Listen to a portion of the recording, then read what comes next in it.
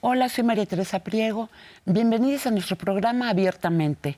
Nuestro tema de hoy, lo que llamamos microviolencias, la manera en la que desgastan nuestras vidas y cómo, si no las detenemos, van creciendo de manera casi imperceptible. No nos referimos hoy a la violencia extrema, sino a las distintas formas socialmente invisibilizadas o toleradas de violencia que ciertamente pueden llevar a la violencia extrema. ¿Dónde comienza la violencia? Para hablar del tema estará con nosotros Marilú Razo Ibarra, maestra en Saberes, Subjetividad y Violencia y directora ejecutiva de Espacio Mujeres para una Vida Digna, Libre de Violencia, AC. También tendremos, como cada semana, nuestros sondeos de calle y la esquinita de lecturas y películas. Hay que hablar de nuestros deseos, hablar de lo que nos duele, lo que nos hace felices, lo que nos avergüenza, lo que nos da miedo. Traemos tanto dentro, silenciado y secreto, tanto no dicho. ¿Cómo hablar de lo velado, de lo oculto, de lo que nos mueve? Las palabras que nombran tienden puentes y construyen futuros. Ayudan a escucharnos y respetarnos. Cada cabeza es un mundo, una munda. Somos cada una, uno, tan singulares y tan diversos.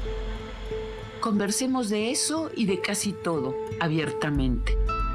Para adentrarnos un poco en el tema, tenemos algunas reflexiones que nos comparte nuestra compañera, la cineasta Stephanie Brewster. ¿Cuándo comienza la violencia en una pareja? Cuando una persona estrella un plato contra la pared, cuando lanza un insulto o mucho antes. Según la psicoanalista Silvia Ons, la violencia comienza cuando se terminan las palabras. Pero no cualquier tipo de palabras, no con cualquier contenido. La violencia comienza cuando se terminan las palabras que desde una recíproca buena voluntad nos permiten conversar. Poner sobre la mesa nuestras emociones, nuestras necesidades, acordar las reglas de la convivencia. Cuando se terminan las palabras que traen consigo un deseo hondo y verdadero de entender y de ser entendido, entendida. Tener un pretexto cada vez para no escuchar a la otra persona, no responder a sus llamadas, ser con frecuencia impuntual, ignorar sus necesidades o cambiar las reglas de la relación sin conversaciones ni acuerdos previos son formas de violencia. Lo son también los comentarios que descalifican primero, disimulados, y después cada vez más tajantes. Lo que va de no te preocupes, todos fallamos en nuestro trabajo, a siempre lo haces mal en tu trabajo. Y un tiempo después te das cuenta de que eres un fracasado. Lo que va de ya deja de preocuparte por tu cuerpo, yo te amo, a cada vez estás más fea. Y un tiempo después es imposible desearte.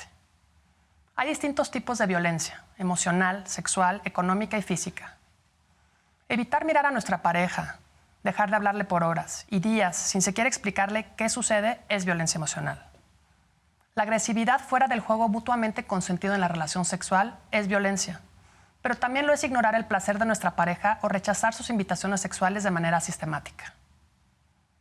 Es violencia económica gastar el dinero de la renta en gustos personales sin tomar en cuenta los compromisos adquiridos.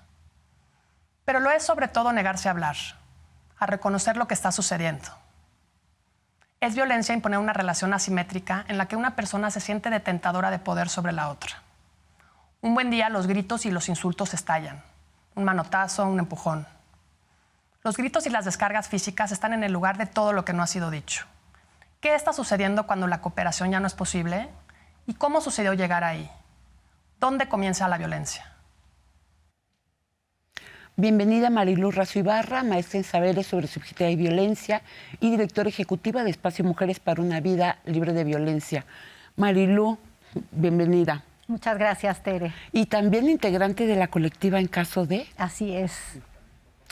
Marilú, el tema de hoy es uno en el que tú te has especializado durante muchísimos años con tu maestría y desde en toda tu vida, podríamos decir. A mí me gustaría, si nos haces favor de explicarnos qué es lo que llamamos microviolencias. Sí, conocemos microviolencias a todas esas acciones que van denigrando a la persona, que la van lastimando y que no las podemos ver porque están naturalizadas, normalizadas, es decir, que socialmente se permiten y no se ven como violencia. De hecho, se acusa a la persona que está siendo agredida de ser exagerada o de estar inventando historias, ¿no? Se puede llamar microviolencias, microagresiones o también violencia sofisticada. A mí me gusta el término de violencia sofisticada porque si bien parece que son pequeñas violencias, microviolencias, el efecto que tienen en la persona es muy profundo. Es una huella que no se ve, que es de muy poquito a poco, como la gota que va cayendo muy lentamente, pero es persistente y va dejando una huella en la persona. Lo más complicado de estas violencias sofisticadas es que es difícil detectarlas porque socialmente están aceptadas. Se consideran a veces chistes o algo insignificante, cuando en realidad están lastimando interiormente a la persona y es difícil para la persona que la está recibiendo nombrarla, ¿no? Y decir, esto me está pasando. Son cosas muy sutiles. A veces se ejercen solamente con la mirada o con una postura del cuerpo, ¿no? Un ejemplo de esto podría ser, imaginemos que estamos aquí, tú, yo y algunas otras personas. Yo voy a invitar a todas y a todos a mi fiesta, pero a ti en específico tengo cierto conflicto contigo y con el tono de voz voy a darle a todo mundo la invitación, la dirección, etcétera, y a ti te digo, ay, no te tengo en el chat, pero yo te incluyo. Ese yo te incluyo lo hago con cierto tono que te hace sentir fuera del grupo y como si algo en ti estuviera mal que yo no te incluyo. Y bueno, por supuesto, se convierte en una acción después, ¿no? Ay, perdóname, nunca te mandé la invitación, ¿no? Son esas pequeñas cosas que no vemos a simple vista, pero no las vemos a simple vista porque están naturalizadas y normalizadas. Es decir, pues no es tan grave. Otro de estos ejemplos tiene que ver con la descalificación del sentir de la otra persona, ¿no? Oye, es que habíamos quedado de ir al cine, yo ya había apartado el espacio, etcétera, ¿no? Y nunca me avisaste que no llegabas, ¿no? Ay, ya, no seas exagerada, pues todo el mundo le pasa, lo que pasa es que tú todo te lo tomas personal, ¿no? Entonces, son todas esas pequeñas cosas que además se van haciendo de manera sistemática, no es una sola vez, ¿no? Por ejemplo, ignorar a una persona en una reunión, ¿no? Referirse a todas las demás, conversar con todas y a ella no voltearla a ver, no dirigirle la palabra. Por supuesto, o hacerle de pronto un comentario como, bueno, pero a ti no te gusta leer, ¿no? Estamos hablando de libros y entonces hago eso, ¿no? Otra violencia común es decirle mucho a gusto a una persona que ya conoces, ¿no? Sí, cuando llega alguien a saludar a una persona que ya conoce y que es evidente que sí recuerda, pero cada vez que la ve le dice, ay, mucho gusto, no nos conocíamos, ¿verdad? Entonces, frente al resto, pues puede parecer algo insignificante, ¿no? No te lo tomes tan a pecho, es que es olvidadiza, ¿no? Siempre hay justificaciones en torno a esto y muchas veces se utilizan los chistes y las bromas, porque socialmente alguien que es capaz de hacer un chiste al hilo, no importa que esté denigrando o maltratando a la otra persona, pues se vuelve un poco el popular o la popular, ¿no? Los demás se ríen y están validando justamente una actitud violenta hacia otra persona que, bueno, se queda un poco en medio, ¿no? Sin saber muy bien qué hacer. Es que ahí es un problema porque si se le dice a la persona, por ejemplo, me estás ignorando, la respuesta es la misma, eres hipersensible. Entonces, o eres tóxico, ¿no? Ahora se utiliza como este término para descalificar y minimizar los sentimientos o percepciones de la otra persona, ¿no? Otra cosa que sucede frecuentemente, por ejemplo, es en las conversaciones, usar este tipo de palabras que se usan de otras lenguas, sabiendo que hay personas allí que pueden no manejar estas lenguas sin traducir inmediatamente o evitar usarlas, pues, ¿no? Totalmente. A veces se hace además de manera intencional utilizar otro idioma para hablar, porque no quiero que ciertas personas, y ahí se cruza el racismo, el clasismo, y por supuesto estás dejando totalmente aislada a la otra persona, ¿no? Y además haciéndola sentir, porque eso es lo que sucede, se genera una tensión y una percepción de que la otra persona es inadecuada. O sea, ella no está teniendo las características y cualidades necesarias para pertenecer a nuestro grupo. Y es muy sutil, es la manera en la que saludas, la manera en la que te diriges o no te diriges a una persona, los comentarios que haces, ¿no? A veces comentarios como, oye, pero qué bien estás para estar tan grande y haber pasado tantas cosas, ¿no? Hace no mucho tiempo me comentaba una chica que estaba con sus amigas nadando, eran adolescentes, y de pronto llegaron a decirle, oye, a mí me gustaría ser tan segura como tú, porque teniendo tu cuerpo y te atreves a ponerte traje de baño, ¿no? ¡Qué violencia! Por supuesto. Y la otra persona se queda un poco como congelada, ¿no? Sin saber qué hacer ni qué decir, porque además, si intenta decir algo es lo que ya decías tú, ¿no? Eres hipersensible, todo lo tomas personal. Hay algo que me llama mucho la atención que yo le llamo el halago envenenado. Es exactamente el ejemplo que tú acabas de dar. Es decir, voy a hacer como que te digo algo lindo, pero en realidad te voy a violentar. Y Marilu, si dejamos a las personas que se conocen entre sí y pasamos a esa civilidad o falta de civilidad en nuestra convivencia más amplia, social.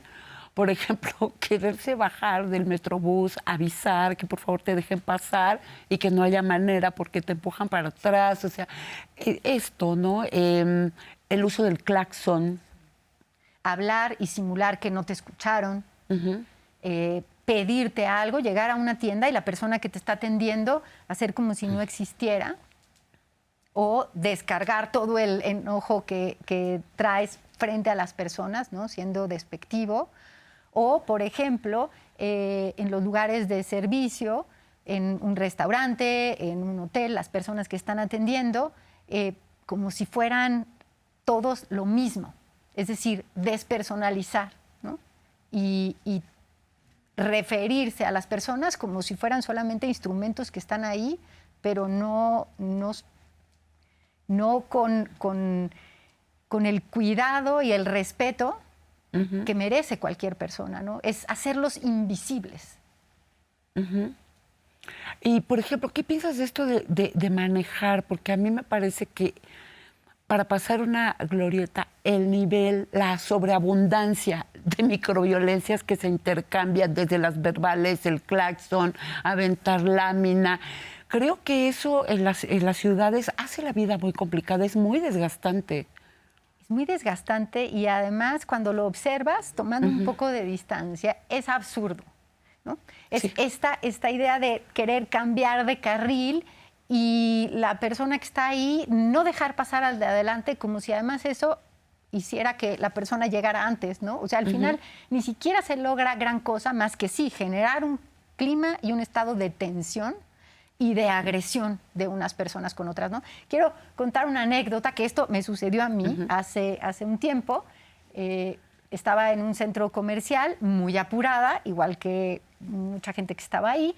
Y entonces, bueno, venía caminando muy rápido, sí, un poco con esta agresividad que tiene la prisa de pronto, ¿no?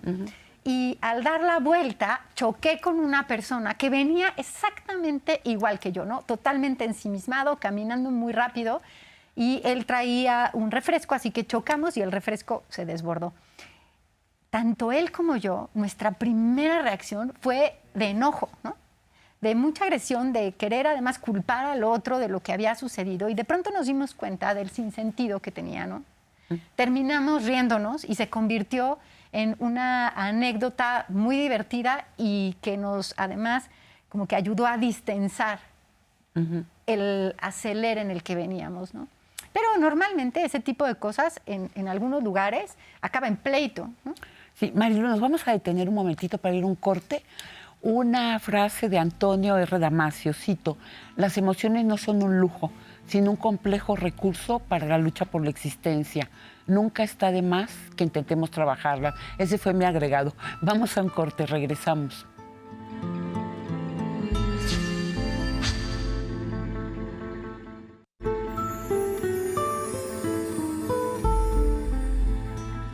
Seguimos con nuestro tema de hoy, ¿dónde comienza la violencia? Una pregunta, la violencia intrafamiliar, la microviolencia, no la gran violencia, todo eso que, como tú dijiste muy bien, está naturalizado.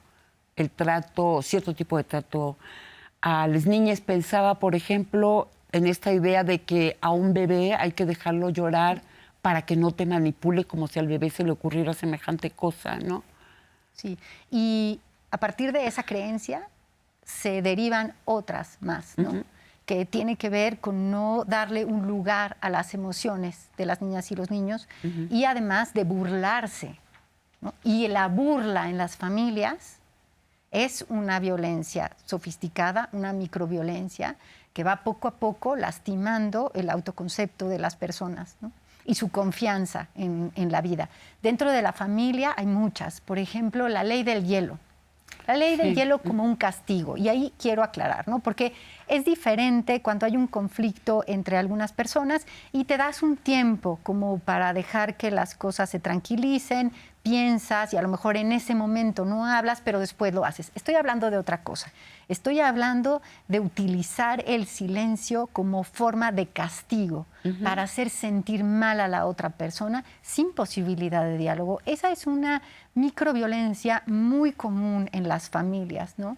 O, por ejemplo, utilizar descalificativos porque alguien comete un accidente, porque se cayó la leche, porque no sacó la basura. Y entonces, además, se utilizan términos que personalizan el error. ¿Qué quiere decir eso, no? Que te voy a decir es que eres una floja, tú no sabes hacer nada, ¿no? Torpe. Torpe, tonta, no te concentras, dónde tienes la cabeza, ¿no? Todas esas cosas que personalizan el error, la falla, la equivocación, van también generando una inseguridad tremenda en la familia, ¿no? En cualquiera de los integrantes de la familia. ¿Cuál sería la diferencia, no? ¿Cómo hacerse distinto? Bueno, no eres una floja o una tonta, ¿no? Sino simplemente a lo mejor hiciste algo de forma incorrecta o lo podrías hacer de otra manera o cometiste un error. Claro, pero lo que está en duda no es todo tu ser, No eres tú. sino es cómo llevar una jarra sin que se te caiga, nada más, así de específico, ¿no? Y eso me lleva a pensar en otra cosa que es microviolencia y son las etiquetas. La floja, la tonta, la celosa, la envidiosa, la mala, el burro, el desconcentrado, o simplemente lo que un exceso de etiquetas positivas colocadas en una hermana o un hermano implica para los demás. Totalmente, y ahí no es lo que se te dice a ti de manera directa, sino lo que deja de decirse, ¿no? Y lo que se pone en otra persona, ¿no? Tu hermana que es la lista, es la guapa, es la sociable, es etcétera, ¿no? ¿Y qué pasa con el otro, no? O, por ejemplo, prestar mayor atención a lo que dice una de las hijas o de los hijos y al otro, pues, por ejemplo, fíjate, tú me cuentas que vas a ir a un día de campo y en ese día de campo van a hacer comida vegana porque estás en esa búsqueda y yo lo que voy a hacer es decirte, sí, esas cosas que te gustan a ti, ¿no? Es el tono, la manera en la que uso las palabras, estoy diciendo, sí, esas cosas tan bobas, tan tontas, tan insignificantes que haces tú, perdón. Sí, no, es que estaba pensando que hay otra forma de microviolencia y es cuando ciertas causas, el veganismo, por ejemplo, ciertas convicciones y elecciones de vida, se convierten en formas de superioridad. También. No, al revés. No invito carnívoras. Te voy a presentar, Marilu, nuestro fetiche de hoy, el guerrero, del artista neoyorquino de ascendencia haitiana y puertorriqueña, Jean-Michel Basquiat. Basquiat comenzó a trabajar en el grafiti a los 17 años junto con su amigo Al Díaz. Firmaban como SAMO, que es el acrónimo de, ahorita traduzco, The Same Old Shit, digamos la misma porquería. Llamaron mucho la atención por su continua crítica social. Un día aparecieron en el barrio de Soho letreros que decían Samo ha muerto. Entonces Basquiat continuó su camino solo, habitó mucho tiempo en las calles, hacía postales y playeras para vivir. En sus obras mezcla el dibujo y las palabras, denunció la violencia, la discriminación, el acoso a las personas negras, a las minorías, la dificultad de vivir en un mundo hostil. Fue amigo de Andy Warhol, muy jóvenes fue pareja de Madonna. Ilustró un libro hermoso en el que acompaña la poesía de la escritora afroamericana Maya Angelou. Vázquez murió a los 27 años. Este guerrero que elegí me hace pensar en la manera defensiva en la que con frecuencia andamos por el mundo, lamentando la violencia y reproduciéndola en distintas escalas, sin apenas darnos cuenta. Es importantísimo, me encanta lo que elegiste, ¿no? Porque muchas veces pensamos que la violencia está afuera, es algo que quién sabe cómo se produce y que nosotras somos víctimas de la violencia. Pero ¿cuántas veces reflexionamos cómo estamos generando violencia a nosotras, ¿no? ¿Qué cosas estamos haciendo, diciendo, repitiendo sin ni siquiera pensar en lo que estamos diciendo y las consecuencias o efectos que tiene eso, ¿no? Bueno, la verdad para mí, mi idea un poco del tema de hoy era eso. Yo te puedo decir algo que mis hijos me han señalado, ¿no? Es decir, hablando de microviolencias, yo que toda la vida crecí con este horror de Libertad Lamar, que cuando los hijos se van, Sara García, me ha sucedido que mis 3 hijos en algún momento de la vida, y más de uno, me digan, mamá, me estás chantajeando. O sea, y de repente, pues he tenido que darme cuenta que sí, que lo estoy haciendo, que se me salió, que es más fuerte que yo. Pero eso de como apelar al chantaje, a que la otra persona se sienta en culpa para lograr lo que yo quiero, pues sí es una forma de microviolencia fuerte, ¿no? Es una forma de microviolencia común, aceptada, reproducida y, por supuesto, a mí también me ha pasado, ¿no? En lugar de expresar claramente las cosas que quieres, por qué las quieres y aceptar la respuesta de la otra persona, acudes al sentimiento, al chantaje, al pobre de mí que he hecho todo por ustedes. No llego nunca ahí. No. Sí, no, tú no. Pero es común, ¿no? Es común escuchar ese tipo de cosas, ya sea de la madre o del padre, ¿no? Yo que todo he dado por ustedes. Y de todos con todos. Y de todos con todos. Después hacer chantaje a una amiga, no, a un amigo, en fin, ¿no? Sí, tenemos una sección, Marilu, que se llama Las plazas y las voces. Nos vamos a escuchar a las personas entrevistadas en las calles por el equipo de producción. La pregunta fue, ¿crees que son fáciles de detectar las microviolencias cotidianas? Las microviolencias creo que hoy en día las hemos normalizado mucho y por eso son un poquito difíciles de detectar, ¿no? Porque, como bien les digo, las hemos ido normalizando, nos hemos ido acostumbrando y hoy en día pensamos que el hecho de que veamos alguna microviolencia o incluso la vivamos, siento que lo vemos como normal, como algo muy común, ¿no? Pues considero que las microviolencias pues en sí son difíciles en mi punto de vista de detectar. Realmente pues no es que una persona tenga que estar violentando físicamente a otra persona. Realmente también conllevan las violencias mentales, obviamente verbales, y pues realmente que una persona pueda decir esto está bien en su momento, considero que tiene que haber pasado ya una secuencia de hechos para que uno se dé cuenta. Las microviolencias no son fáciles de detectar porque son las que se dan ya sea en casa o de alguna manera no son físicas, sino no hay algún aspecto físico donde lo podamos notar, simplemente se da en un lugar cerrado, en donde pues sí, en este caso se necesita la denuncia por parte de la persona que está sufriendo esa violencia, ya sea niño, joven, mujer en este caso, ¿no? O incluso hasta adultos de la tercera edad, ¿no? Que sufren violencia de alguna manera. Fácil de detectar, a mi punto de vista, cuesta un poquito de trabajo porque las personas a veces no creemos en qué está sucediendo. Ocurre mucho, por ejemplo, en cuestión de los niños. A veces como adultos no les creemos a los niños, ¿sí? Y es bien complicado. Entonces, eso es lo que yo pienso. Qué importante lo que ella dice, no creemos que nos está sucediendo. No creemos que nos está sucediendo porque a mí me gusta recurrir a esta analogía del sapo o la rana en el agua tibia. Si tú pones un sapo en agüita tibia, calientita, está muy bien.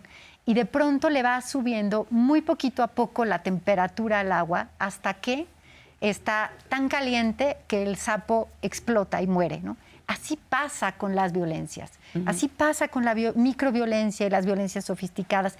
Van aumentando muy poquito a poco, de tal manera que no te das cuenta tan fácilmente. No crees que te está pasando a ti. Eso le pasa a otras personas, ¿no?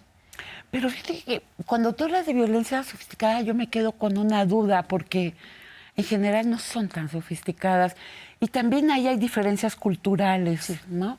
Lo que en México podría ser una violencia sofisticada, en otras culturas menos permisivas en ese sentido, sería violencia.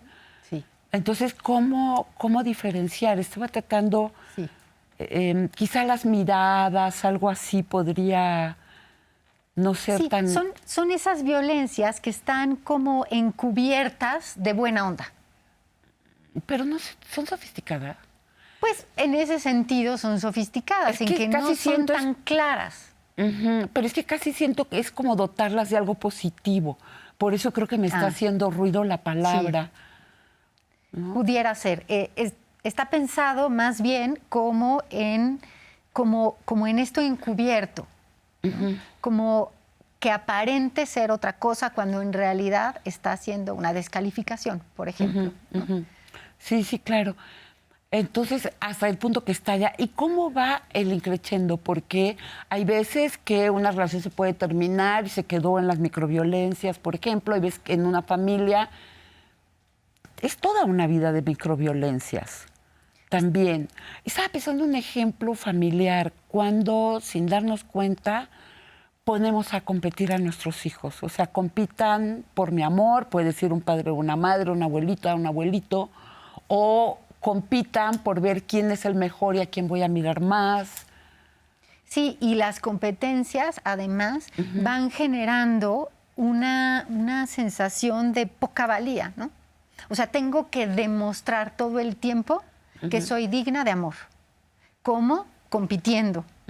Ya sea con mi hermana, con mi hermano o con alguien más fuera de la familia, ¿no? O sea, con alguien que es distinto a mí, es una competencia perdida de alguna manera, ¿no? Sí, es una competencia perdida porque además nunca va a ser suficiente. Esta idea de haga lo que haga, nunca va a ser suficiente. Pero aún así hay que seguir intentando a pesar de mí misma, ¿no? Y eso se vuelve terrible. Nos vamos a ir a un corte. ¿Qué hacemos cuando nos sentimos maltratados? ¿Qué hacemos cuando nos descubrimos maltratando a otra persona? Regresamos.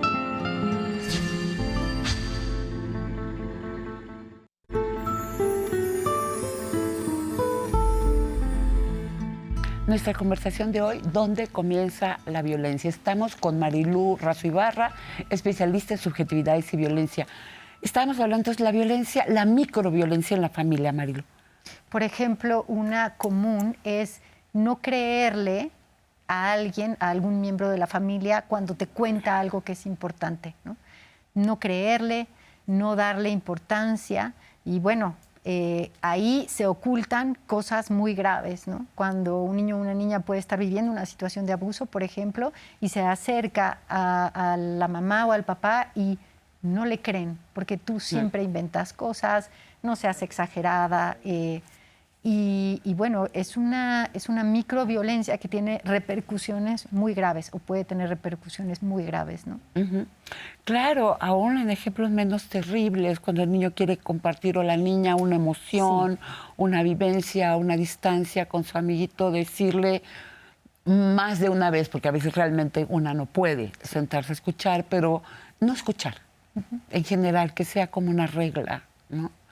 Sí, no escucharla es de alguna manera decir, no me importas, no existes, no hay espacio para ti en mi vida, no hay espacio para ti en esta familia.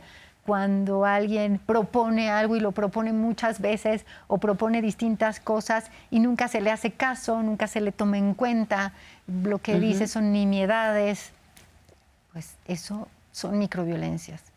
Tú eres directora de un espacio que es Mujeres Libres de Violencia. Sí, Espacio Mujeres para una Vida Digna, libre de violencia, sí. Y nosotras recibimos mujeres que están en situación de violencia con sus hijas e hijos, y atendemos también adolescentes. Tenemos un modelo de atención integral y tenemos 3 espacios de atención. El primero es el Centro de Atención Externa, en donde hay atenciones ambulatorias, eso quiere decir la gente va a la atención psicológica, asesoría jurídica o trabajo social y regresa a sus casas, pero tenemos también otros espacios de atención para aquellas personas que están viviendo violencia extrema, cuya vida o integridad corre riesgo. ¿Hay posibilidades de refugiarse? Sí. ¿En qué momento los adolescentes, por ejemplo, en qué momento de este proceso de la violencia piden ayuda, y las mujeres? Piden ayuda cuando pueden hacerlo, intentan muchas veces. No es fácil porque es difícil reconocer que se está viviendo violencia. Hace rato decías, ¿no? Es difícil creer que te está pasando a ti, asumir que te está pasando a ti, porque además hay muchos estereotipos y estigmas en torno a una persona, una mujer, un adolescente que está viviendo violencia, ¿no? Y eso a veces no ayuda a que las personas puedan acercarse a pedir ayuda, ¿no? ¿Qué tipo de estereotipos, si nos pudieras explicar, Sí, o de estigma? a veces se piensa que eso le pasa a otras personas, ¿no? Personas que tal vez no tuvieron la oportunidad de tener estudios, o personas que no son tan pues tan exitosas como yo, o tan populares, o eso le pasa a otros, ¿no? Pero la realidad es que la violencia la puede experimentar, o la hemos experimentado, cualquier persona, ¿no?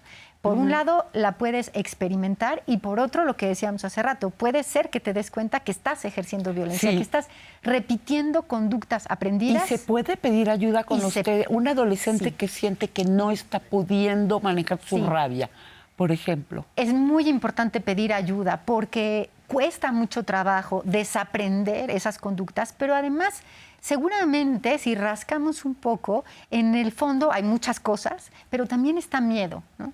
El miedo a no pertenecer, el miedo a que me dejen, el miedo al abandono, y cuesta mucho darse un salto interno a reconocer todo eso que está ahí para buscar alternativas, ¿no? Y lo mejor es poderlo hacer con una persona que te puede acompañar profesionalmente en un espacio de escucha, de empatía, y en el que te puedes sentir segura o seguro. Marilu, vamos de nuevo a las plazas y las voces. La pregunta fue, ¿por qué se desata la escalada de violencia? Creo que la escala de la violencia puede suceder porque uno no aprende a poner límites. Desde un inicio, como pareja, tiene que aprender a poner límites. Decían, en mi casa siempre me dijeron, nunca permitas que te levanten la mano. El momento que te levantan la mano es más que suficiente para que tú permitas que las demás cosas pasen. No requieres de lastimar a alguien. Con palabras pueden hacerse las cosas siempre y cuando haya una comunicación. Yo creo que la violencia escala de tal manera por eso, ¿no? Porque no hay una denuncia como tal. Entonces, el agresor, pues, al ver que se le está haciendo fácil pues, violentar, ¿no? a la persona, pues sigue incrementando en insultos, incluso ya hasta golpes por parte de esta persona. La escala de violencia creo que conllevan 2 partes. Si la primera persona agrede, grita, pega, también la otra persona tiene como el derecho de decir no. La escalada en las violencias yo creo que se da por 2 factores, por ambas partes, ¿no? Una, porque por un lado el agresor nunca se le fue enseñado, nunca lo educaron a respetar a las personas, o a no agredir, a no ofender, a no hacer sentir mal a la gente, ¿no? Y por la otra parte, creo que es por esa permisidad que se le da a la otra persona, ¿no? Por uno no querer poner un alto, un hasta aquí o un ya basta, ¿no? Marilu, entonces en el refugio puede vivir una mamá con sus hijas, con sus hijos. Y los niños varones hasta los 13 años. Pero existen organizaciones que dan acompañamiento y atención a los hombres que se dan cuenta que están ejerciendo violencia y quieren hacer un cambio en sus vidas, ¿no? Hay una que conozco bien que se llama Gendes, son muy profesionales y tienen además atención psicológica individual y atención psicológica grupal y hacen un acompañamiento muy serio. Esto acá en la Ciudad de México. Esto en la Ciudad de México. Pero probablemente si se comunican con ellos puedan darles información acerca de las distintas ciudades de la República, ¿verdad? Y nosotras pertenecemos a la Red Nacional de Refugios, en donde hay presencia en distintos estados de la República y se puede referir a alguno de estos espacios, que además son confidenciales, ¿no? Entonces, estábamos en el punto de en qué momento se pide ayuda, en qué momento una mujer pide ayuda, porque tú dices cuando se da cuenta, lo está sucediendo, pero es distinto pedir una ayuda para una terapia, para un acompañamiento, que ya decir, no puedo vivir en mi casa. Sí, es distinto, pero lo mejor es que cuando te das cuenta que algo no está bien, que a lo mejor no lo puedes explicar claramente, pero en el cuerpo se siente que algo no está bien, que no estoy pudiendo manifestarme como quiero manifestarme en la vida y me cuesta trabajo cortar la relación, en ese momento es un buen momento para pedir ayuda. No hay que esperar a que la violencia escale. Cuando sientes que ya estás viviendo una situación que te lastima y que no puedes salirte de ella libremente porque además hay afectos que lo hacen más complicado, es un buen momento para pedir ayuda, para acercarse a alguna organización como la nuestra o alguna terapia en donde puedan escucharte y de manera, pues sí, profesional y acompañada te puedan como ayudar a generar el espacio para que puedas tomar decisiones distintas, ¿no? Y salir de ese espacio de violencia. Hay algo que es muy complicado que estábamos comentando, ¿no? Por la tarde en la banqueta, ¿no?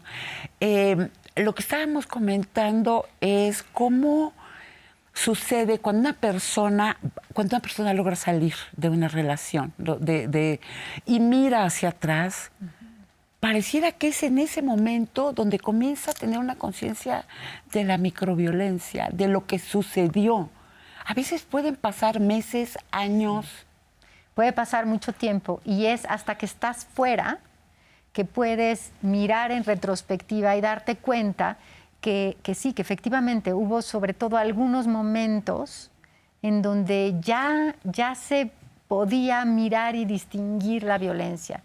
Pero en ese momento no lo quieres ver, lo minimizas, piensas que se va a solucionar, que hay otras cosas importantes, que vale la pena continuar en la relación y es hasta después que te das cuenta que tal vez en ese momento la relación ya estaba terminando y había momentos y situaciones en donde ya no había una relación de diálogo abierto y las dos personas no estaban en el mismo lugar.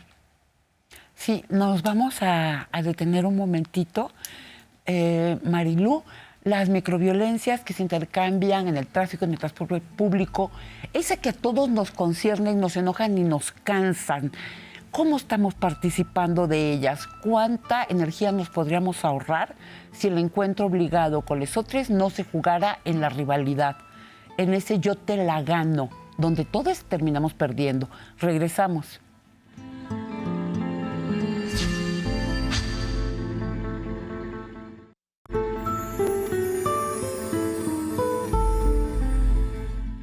Seguimos con microviolencias.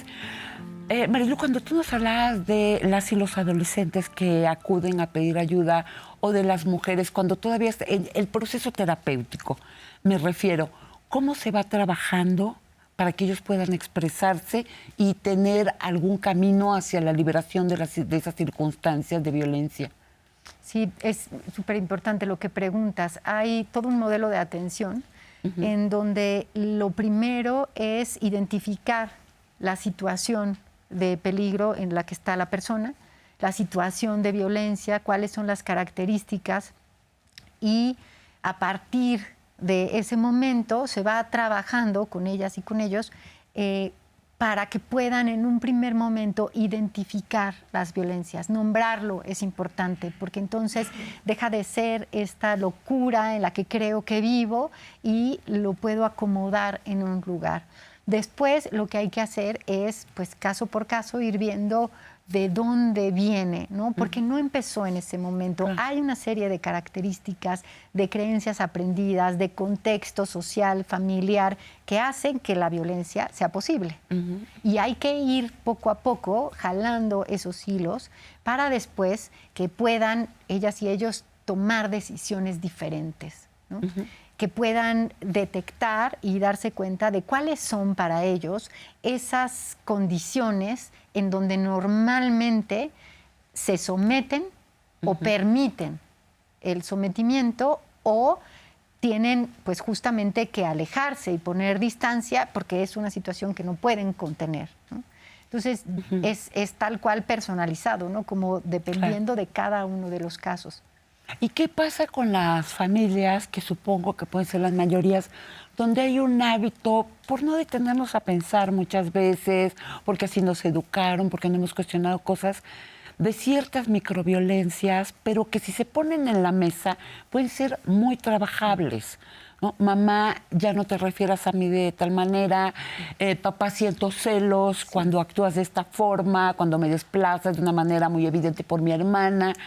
O sea, y se puede construir un modo del vínculo completamente distinto, más positivo y más hondamente amoroso. No porque falte amor, sino porque a veces no sabemos cómo hacerlo. Sí, por eso hacemos como justamente trabajo individual y también talleres, ¿no?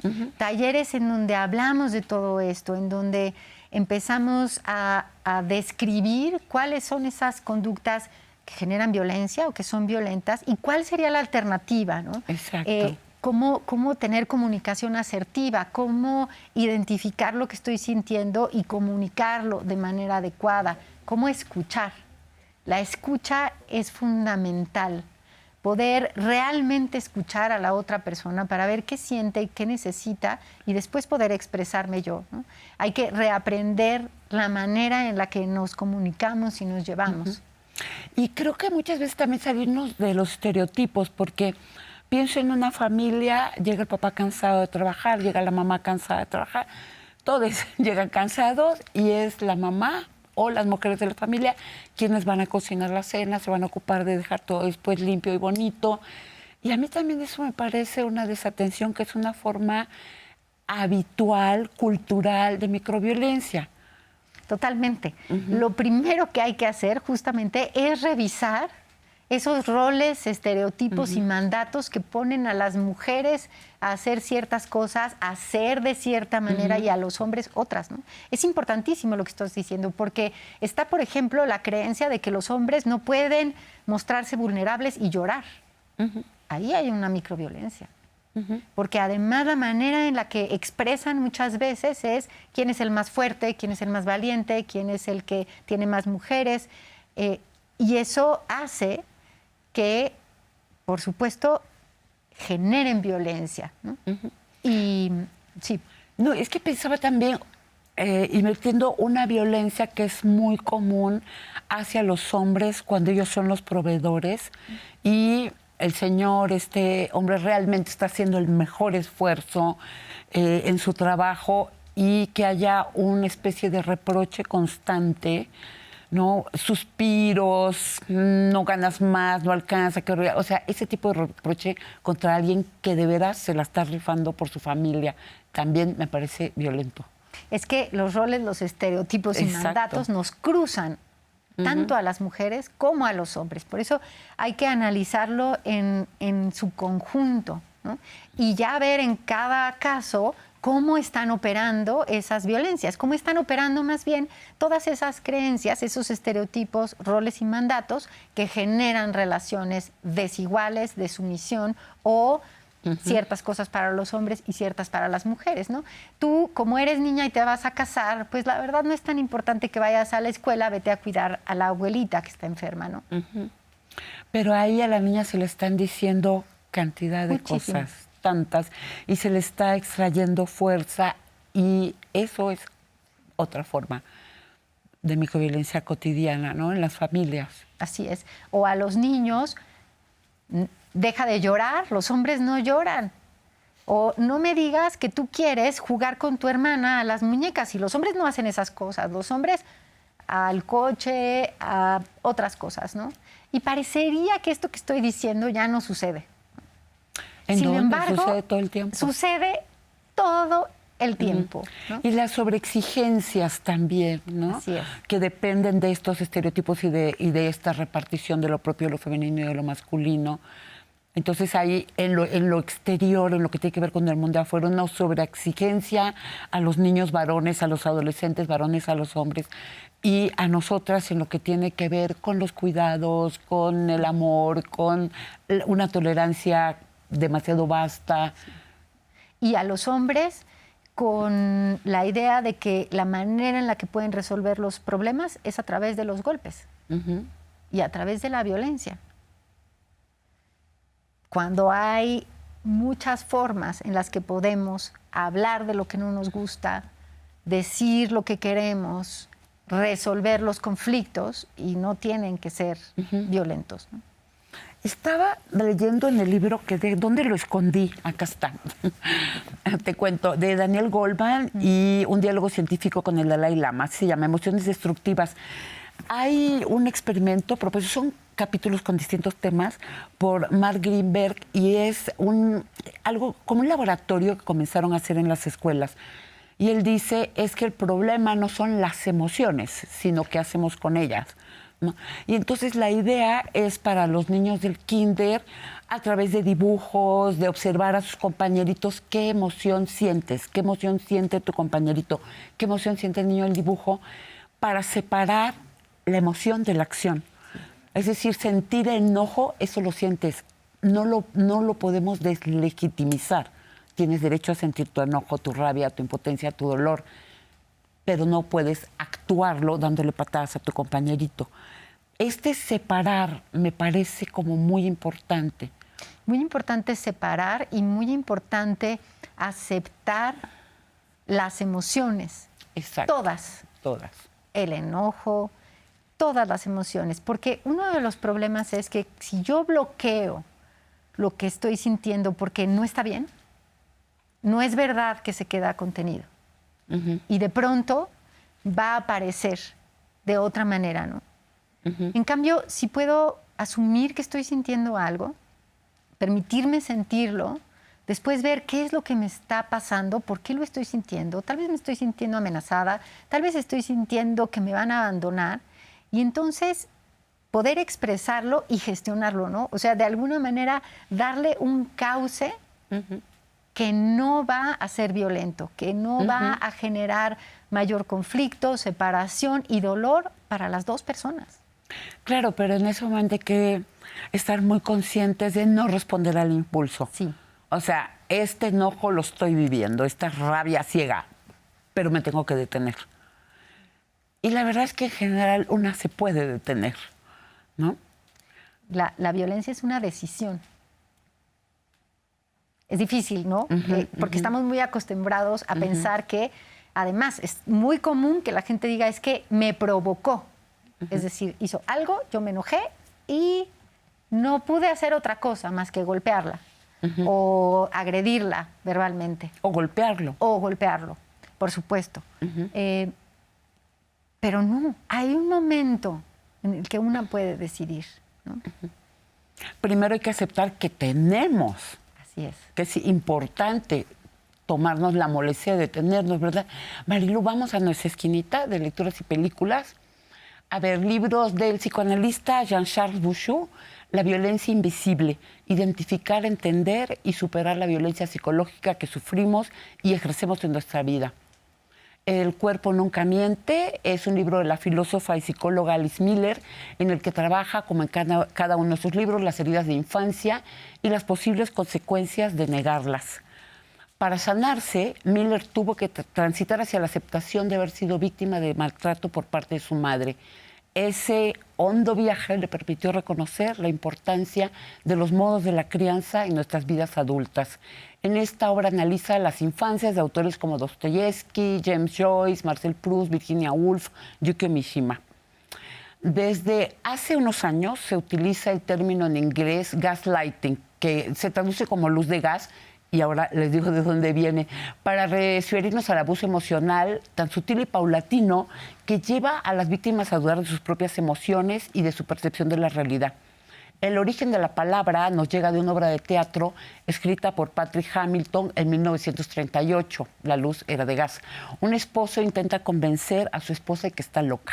Después se filmaron 2 películas con el mismo nombre, la del director inglés Thorold Dickinson y la mucho más célebre de 1944, dirigida por George Cukor con Ingrid Bergman y Charles Boyer. La de Cukor es muy buena.